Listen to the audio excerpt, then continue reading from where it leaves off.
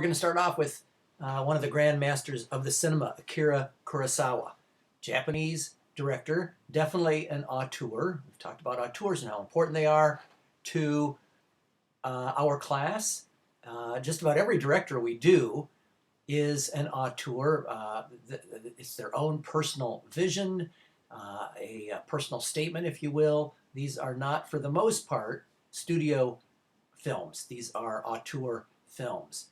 And Kurosawa, like a number of our other directors that we're going to talk about Tim Burton pairing up with Johnny Depp, and we're going to talk about Martin Scorsese pairing up so often with Robert De Niro, and later on Leonardo DiCaprio. But here we have a pretty good pairing. Akira Kurosawa worked quite frequently with Toshiro Mifune. There he is below, from Rashomon. And this is really an amazing film. Japan was just barely recovering from the devastation we wreaked upon them for World War II, and bombed out buildings and all that. And the idea that Japan could come out with such an amazing movie. This film played at film festivals around the world, in Venice and France and Germany, and people were just amazed. People were just amazed that as fine a film as this could come out right after the war. Today it would be like an amazing film coming out of Ethiopia or Somalia. It's not impossible. It just would be very surprising. We wouldn't expect something like that. Or Syria, right? A country that's been at war for so long. So Rashomon has multiple, plausible, conflicting viewpoints. And that term is really part of the language. In Japanese, it means in the forest or in the glen or something like that.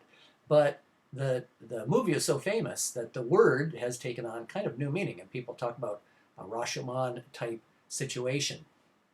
And it's really the sort of thing that you get in court. People are telling different versions of the same story. Was she using force? Was he using force? Was somebody lying? Were they not lying? Where is the truth? Where does the truth lie? And in this film, there is a trial, and there are 4 different versions of the same crime, which is possible rape and murder. And so we don't know if it was indeed murder or self-defense. We don't know if it was indeed rape or seduction, and it's hard to tell from the 4 different viewpoints, because they're all telling versions of the story that sort of highlight them as the main character. And so we have the Toshiro Mifune character. He is a bandit or a brigand. I love that word, brigand. He runs into the young man, this young samurai, and his bride, and there is conflict, and the man is killed.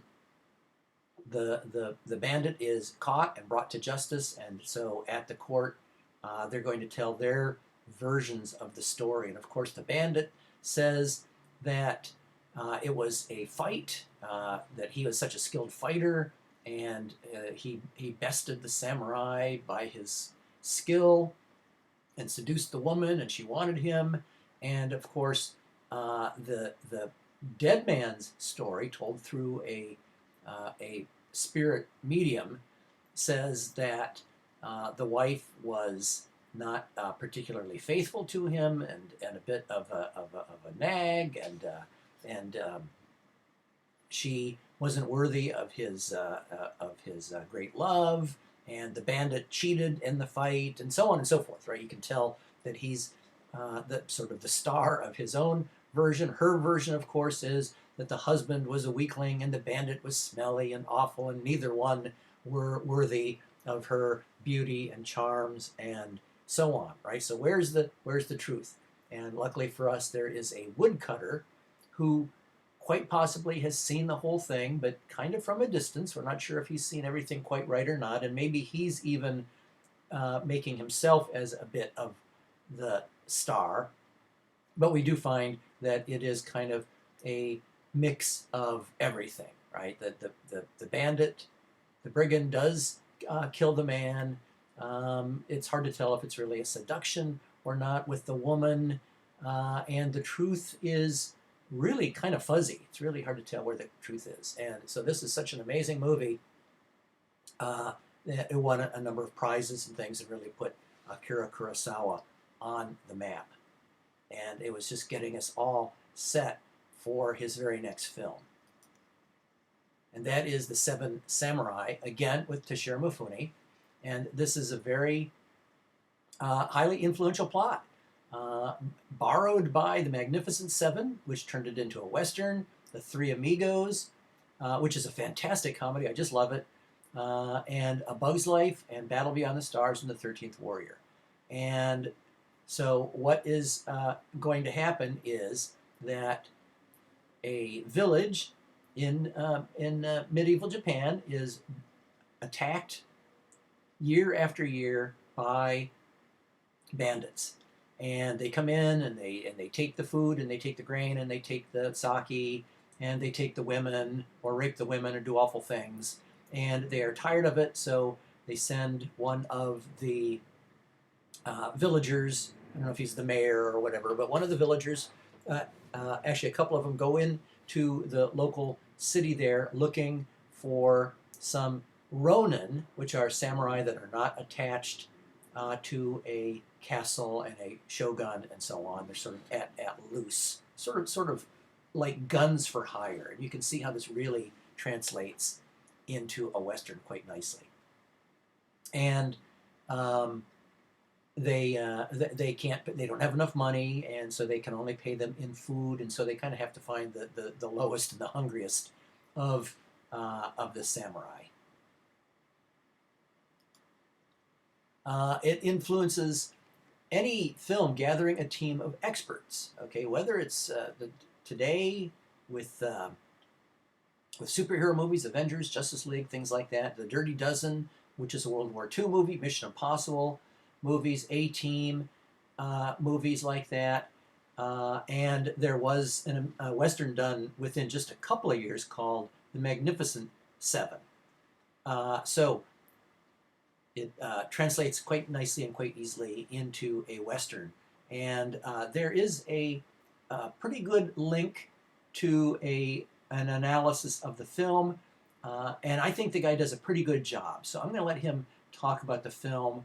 It's not long, 6 or 7 minutes, something like that. We would spend a bit of time in class watching various scenes from the film, and I just couldn't line them all up. But he does such a nice job. I'm going to let him explain the film and some of the symbolism and all that. He does a pretty good job and covers a lot of the stuff that I would have covered in class. So there's Kurosawa. He's highly revered, he passed away a few years ago, but highly revered by the great filmmakers. Francis Coppola there, George Lucas, Martin Scorsese, all sorts of people have, he was a huge influence. When these guys were in film school in the 60s, they would have studied Kurosawa, right? They would have seen Kurosawa films when they were in film school. And so here's a nice list of Kurosawa films. Don't worry about naming them all off for the test or anything like that. But we can see that a number of them were redone as Westerns. So Seven Samurai was redone as a Western. And Rashomon was actually redone as a Western too. And then we see that Kurosawa is taking a couple of Shakespeare plays and turning them into Japanese samurai type movies, King Lear and Macbeth. So he's doing that. So the cultural sharing and references sort of go back and forth from Japan to Hollywood or Europe anyway, and the West, and then back from Shakespeare to Kurosawa and Japan and so on.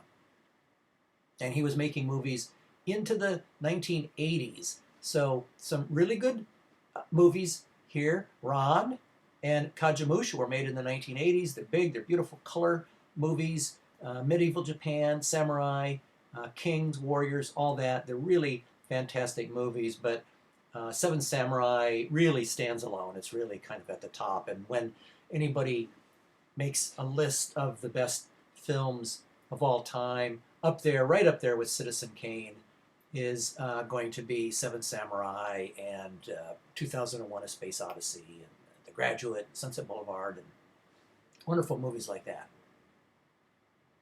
Also, on that list,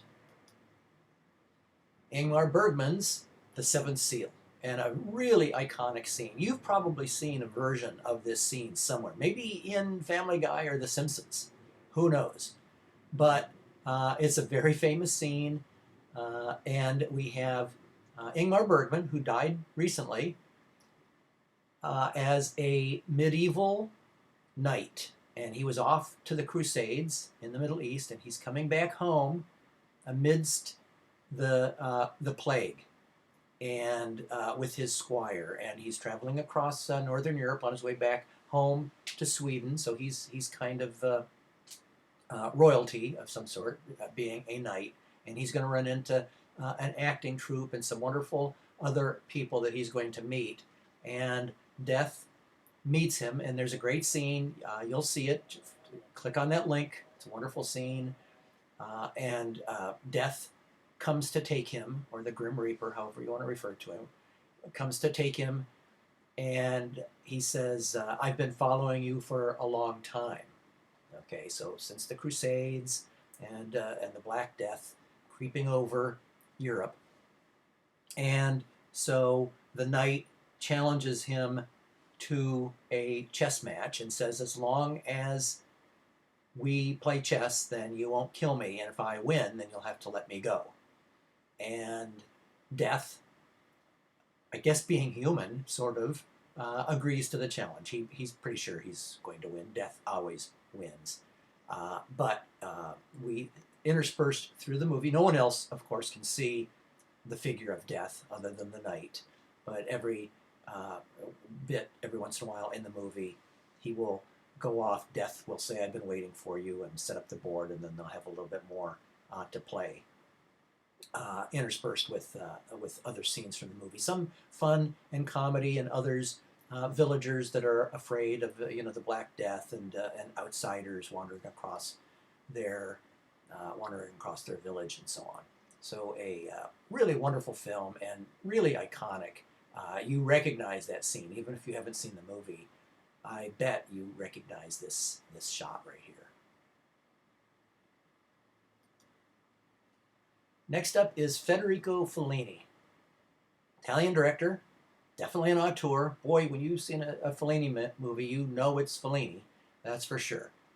He has 2 foreign language Oscars, good for him. La Dolce Vita from 1960 is one of them. And that's the Swedish actress Anita Ekberg, and she's in the Trevi Fountain. And it's La Dolce Vita translates to The Sweet Life.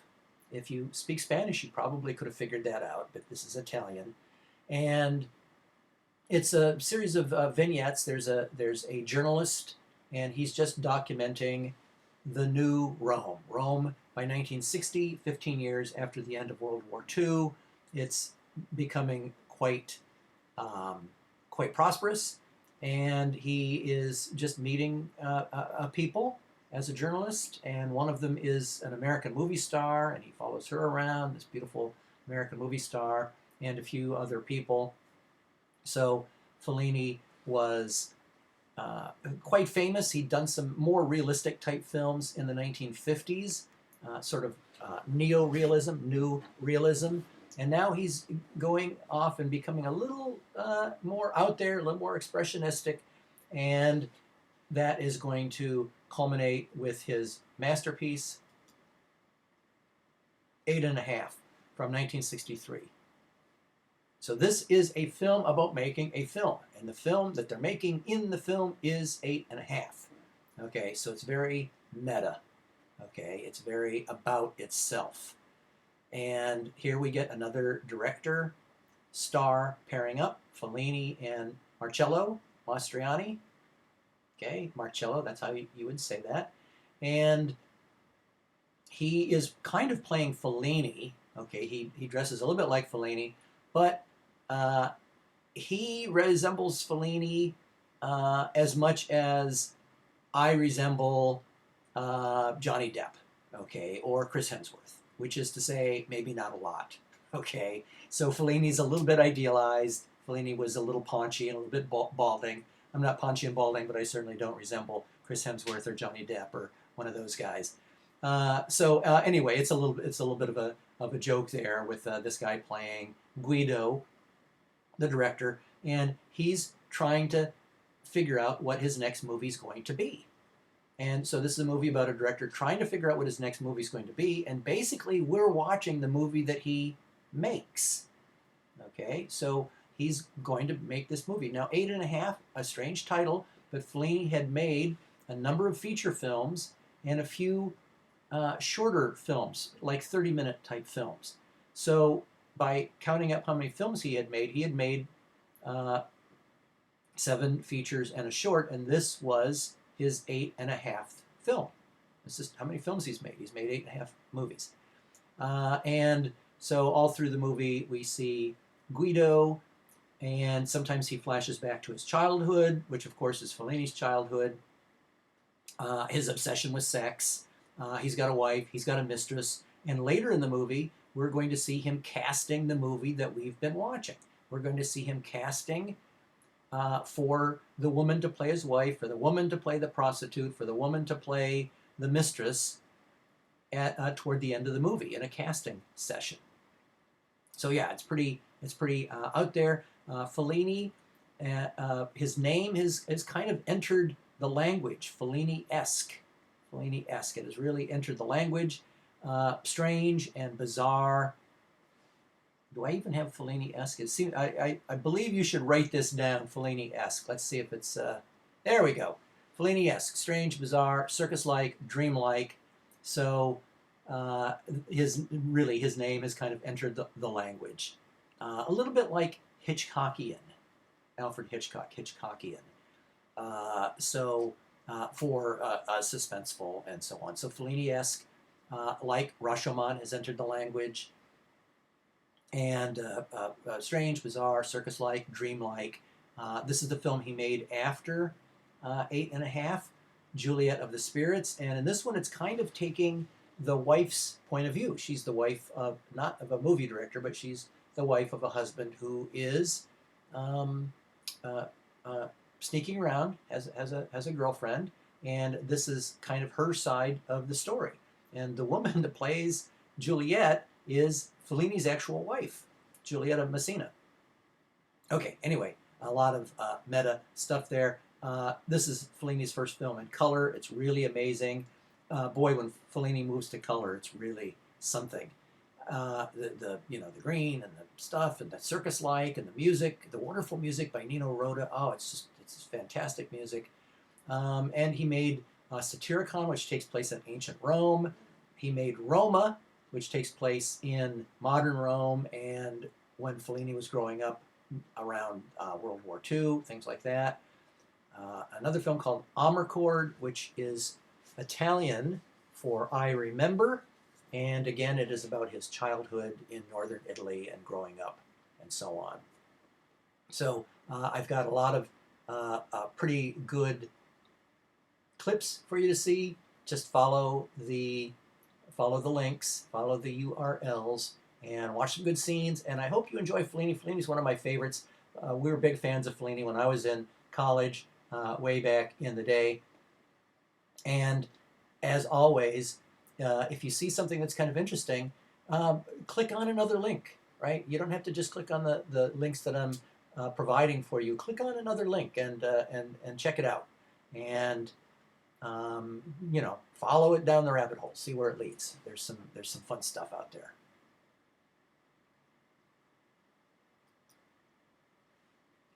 So, in the business side of things, in the 50s and early 60s, roadshow becomes more and more popular. This is part of the Hollywood studios' attempt to compete with television. So they start making bigger movies, a lot of widescreen movies. We've talked about widescreen, so a lot more widescreen movies, intermissions, so longer movies, intermissions, things like that, reserve seating, which is kind of cool. I like the reserve seating we get today at a theater near me in Long Beach. It's got the reclining seats. There aren't nearly as many, probably about half as many as there used to be, but they recline, and so they are reserved.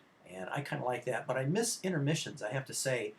When I see a 3-hour movie, whether it's a Lord of the Rings or Hobbit movie, or um, other big movies like The Godfather and movies like that, I think, wow, 3 hours, that's kind of pushing the limit. I would say even 2 hours and maybe 40 or 45 minutes.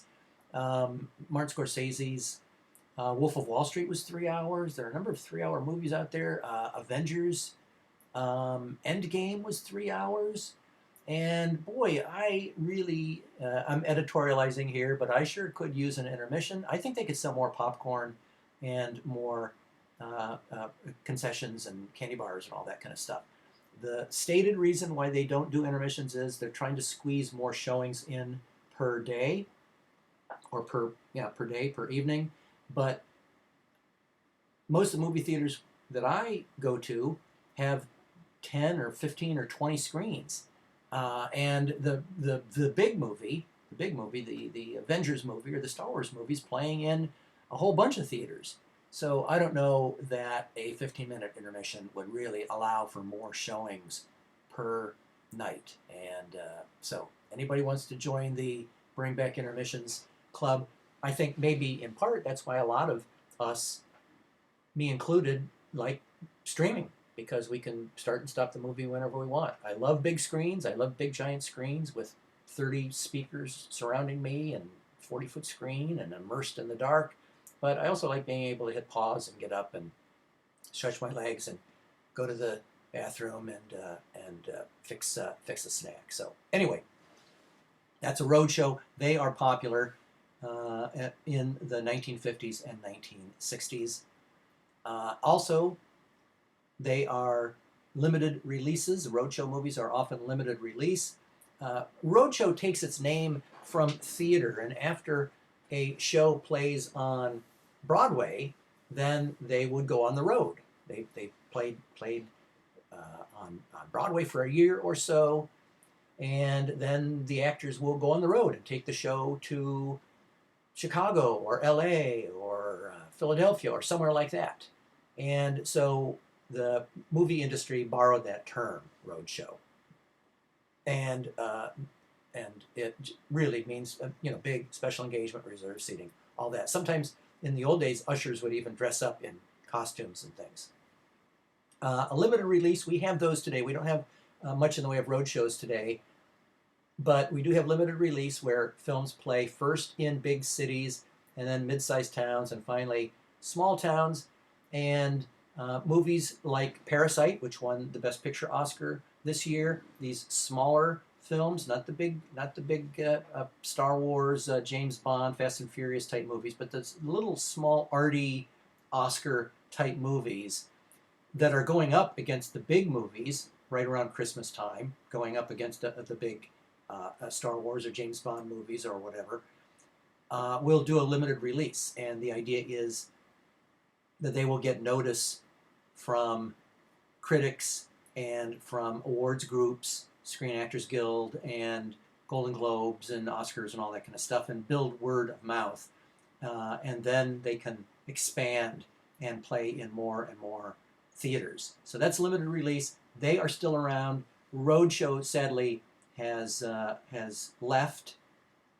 The last Roadshow I saw, Apocalypse Now, was a roadshow movie, and that was a while ago. That was way back in the late 70s, but that was kind of a roadshow movie. But I can't remember any roadshow movies with all that special engagement and reserve seating since then, so too bad. Anyway, some business terms, and I mention those business terms because that leads us into David Lean, who is a British director, and he's the master of the historical epic.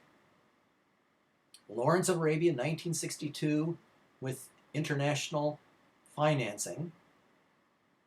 Okay, so We're starting to get international financing, and we're going to talk about this again in a little bit when we get up to the James Bond franchise. Again, international financing, maybe money comes from Germany, from France, from the US, from Britain, and these kinds of movies are going to play kind of to a world audience, right? There are international stars in Lawrence of Arabia. The co-star, Omar Sharif, is Egyptian, and um, so and Peter O'Toole is Irish, playing Lawrence of Arabia. So big movies. This one definitely had an intermission and reserved seating and all that.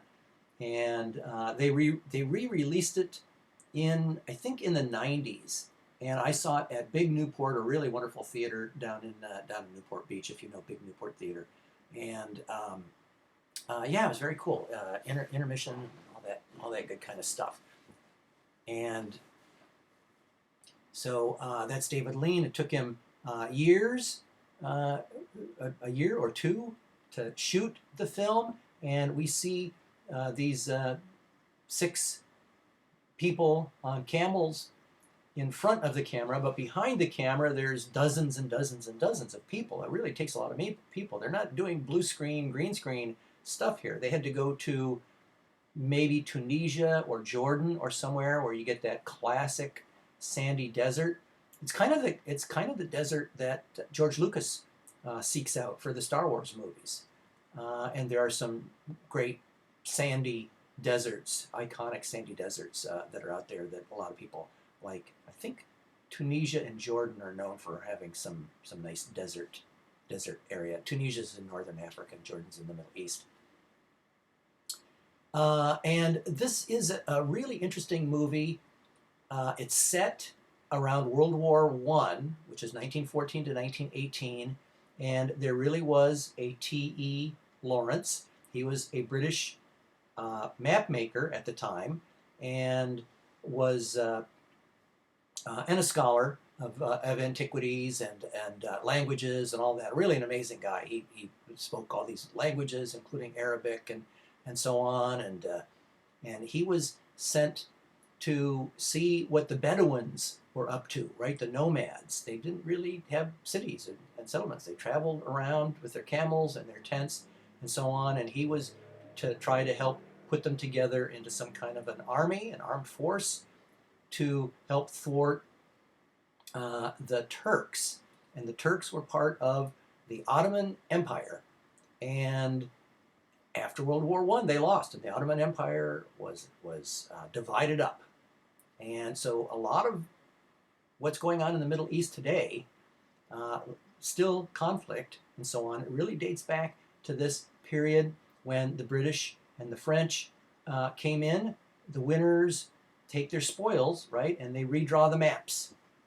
So the maps get all redrawn after the losers lose. And also another empire, the Austro-Hungarian Empire, Austria and Hungary, the Austro-Hungarian Empire, and that got divided up too, because they lost. And then we get countries like Czechoslovakia and Poland and countries like that. So the world really changed around 1919, 1920, when they agreed on all this. I think it's called the Balfour Agreement.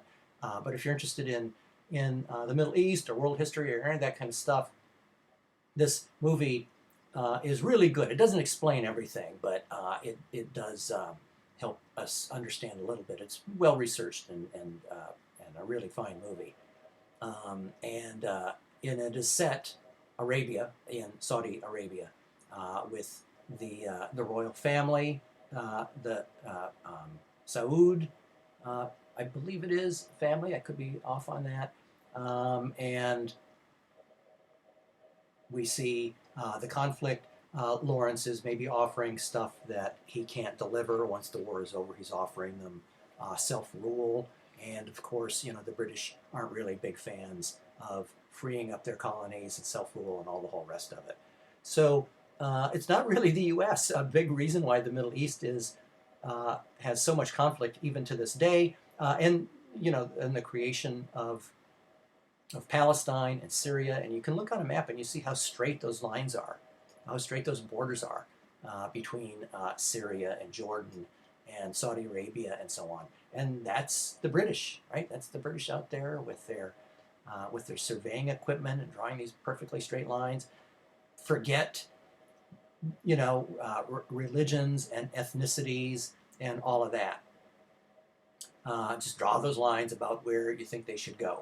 And so Lawrence is there, and the Bedouins are going to start blowing up train tracks that the Turks are using, the Ottoman Turks are using, and so on. And he turned out to be quite a brilliant military tactician.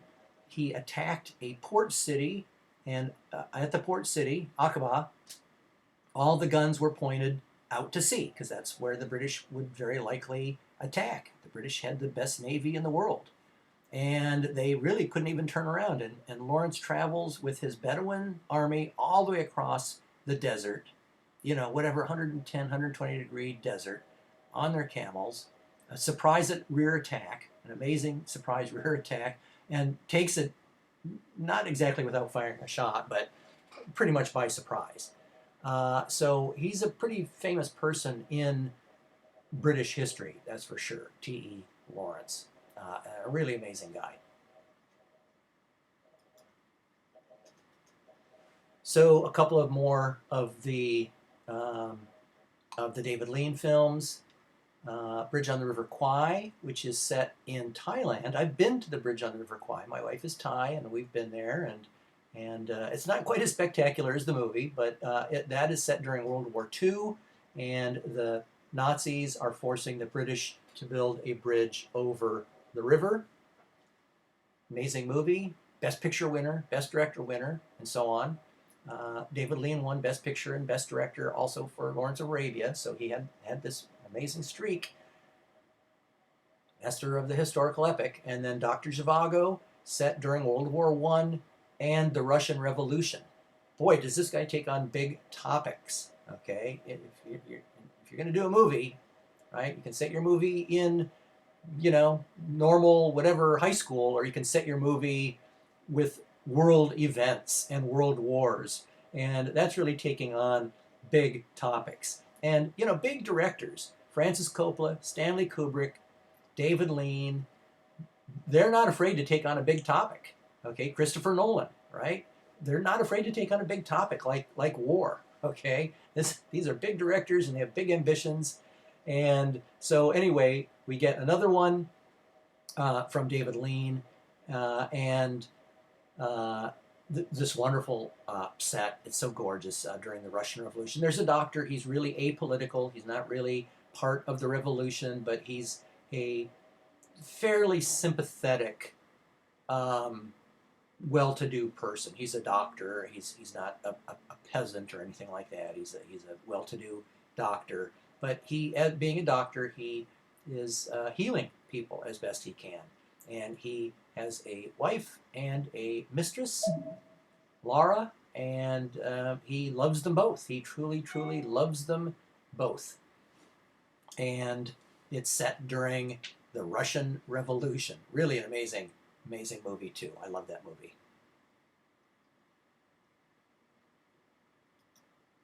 So staying in Britain, but really changing quite a bit from big, big, giant budget David Lean stuff.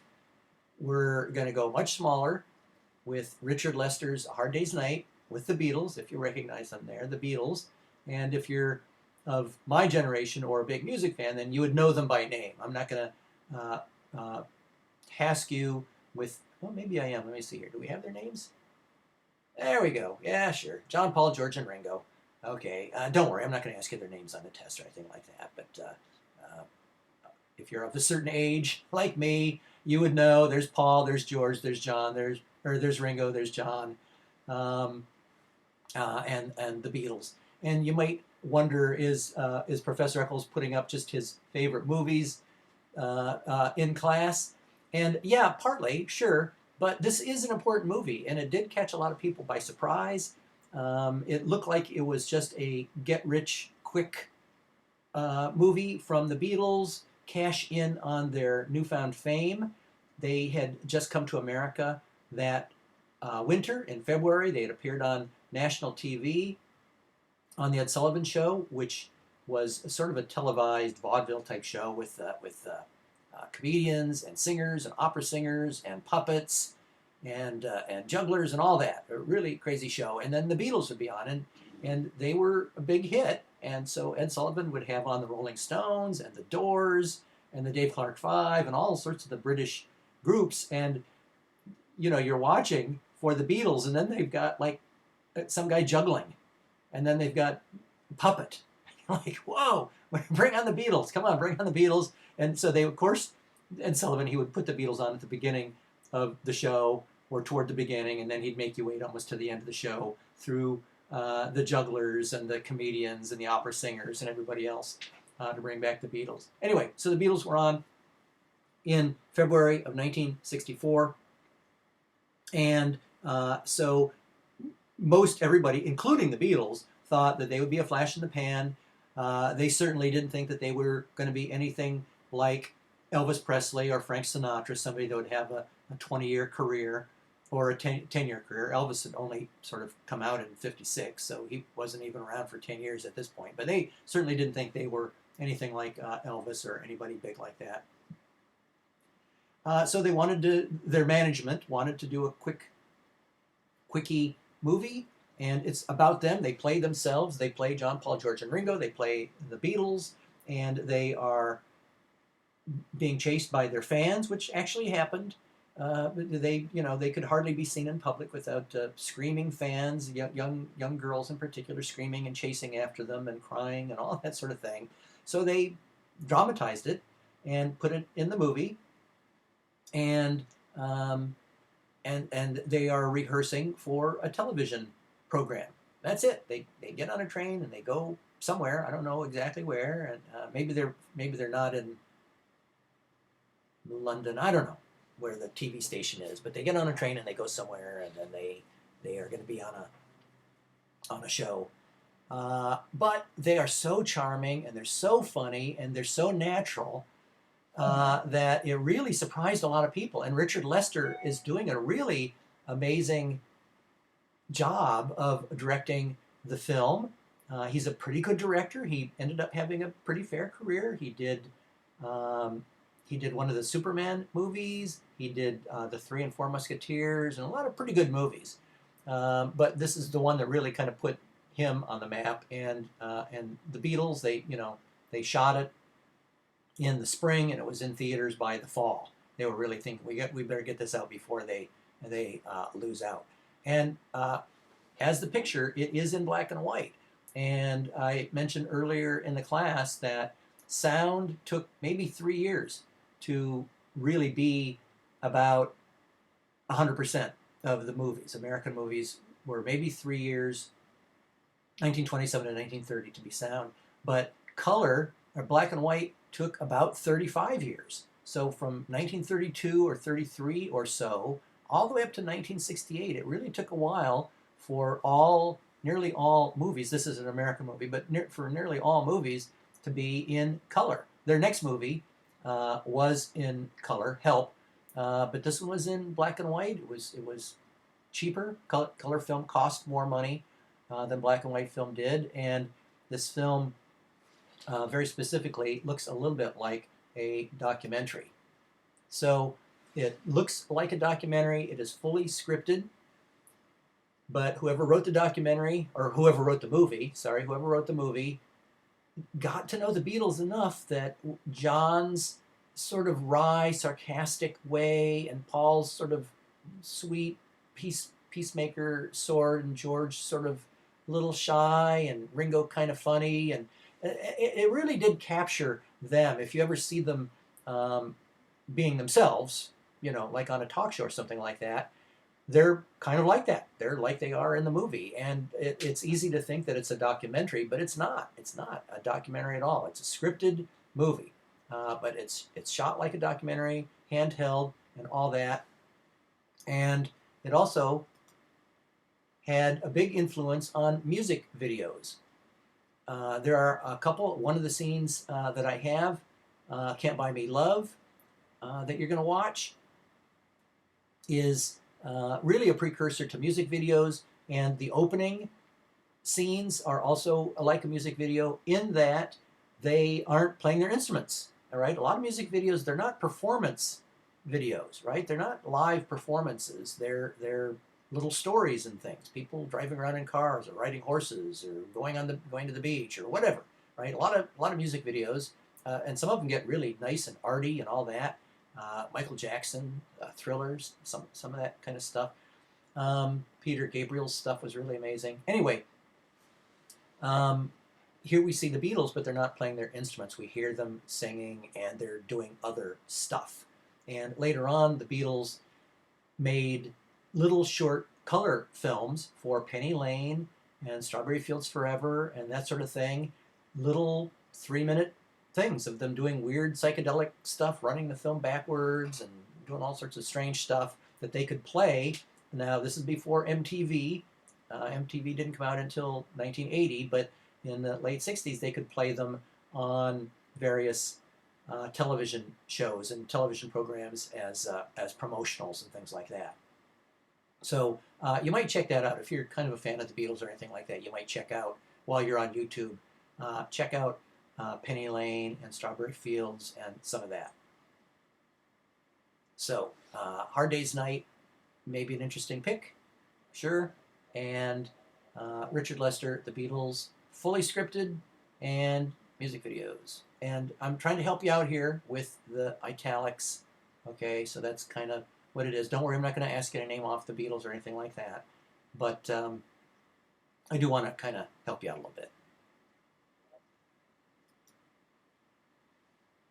Staying in Britain, we have the James Bond films and more international filmmaking, just like Lawrence of Arabia. International stars, exotic locations, all the James Bond movies, Jamaica, Switzerland, America, Miami, whatever, around the world. International stars, Sean Connery, who's Scottish. This is the third film, Goldfinger. Clearly, this is going to be Goldfinger. Gert Frobe, who's German. And I can't remember the name of the guy, but he's going to play Oddjob, and he's Korean. Bert Kwan, something like that. Bert Kwan, I think, is the guy that plays Oddjob. And this is a franchise film. Okay, so very clearly it generates sequels. So this is the third Bond film. The first one, Dr. No, and then bigger budget still with From Russia with Love. And now we have Goldfinger, each one bigger and bigger budgets, bigger stunts and all that. And then the fourth one, Thunderball, really big, lots of exotic locations off in the Caribbean and so on, and really cool scuba scenes and all that. So the Bond films, they really showed how to make a franchise movie and international money from Germany, France, whatever, Britain, U.S. We put a lot of the money in. The United States put a lot of the money in, but so did Britain, and I think there's some money from some other countries too. Maybe Germany. I'm not sure, but it really showed the way. Today, of course, international filmmaking is really the thing. The U.S. market today. I'm jumping way ahead. Don't worry, you can write it down later. But I'm jumping way ahead. Of the total box office for most films like Avengers type movies today, only 30% of the box office comes from the U.S. or North America, which includes Canada. And 70% comes from foreign markets, South America, Europe, Asia, Africa, and all that. Okay, so that's jumping way ahead, but international filmmaking, this is kind of the way of the future right here in 1964. This is really pointing toward the future.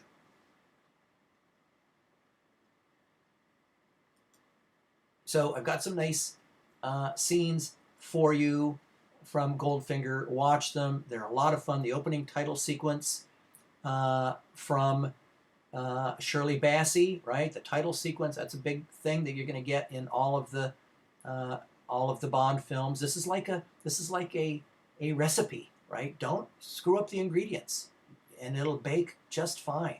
We get the theme song from Shirley Bassey. We get a title sequence with the theme song and an action sequence at the very beginning. The beginning of this film, it is set kind of in Cuba. Okay, so 1964, Cold War, and Fidel Castro in Cuba and all that, and that had just happened just a couple years earlier. And so I mentioned that because who are the villains? And in the early going, the books were written, of course, in the 1950s, I should say, of course, but the books were written by Ian Fleming in the 1950s.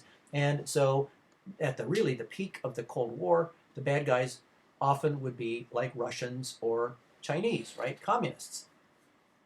But over the years, we have more or less made up with Russia, and China is a huge audience. They're still communists, but we're not really warring at them or anything like that. We're fairly peaceful. We do so much trade with China, so much, and they're a huge part. They're the biggest film-going audience outside the U.S. So our movies have to play in China today, or the big ones anyway do. The big ones do. All the, Star Wars, Avengers, James Bond, all those movies really have to play in China. So they're not going to make the Chinese villains anymore, right? They would be upset. They don't like that. They don't want to be the villains. In this movie, a peripheral character we see is dressed in a sort of a Mao military sort of an outfit. And you can see him in the laser sequence. And there are some other Bond films where it would be vaguely Russian or Chinese or something like that. Then over the years, we start having maybe drug lords, maybe people from the Middle East, and so on. Maybe they've done Japan, they've done North Korea, and then they have been doing like big business.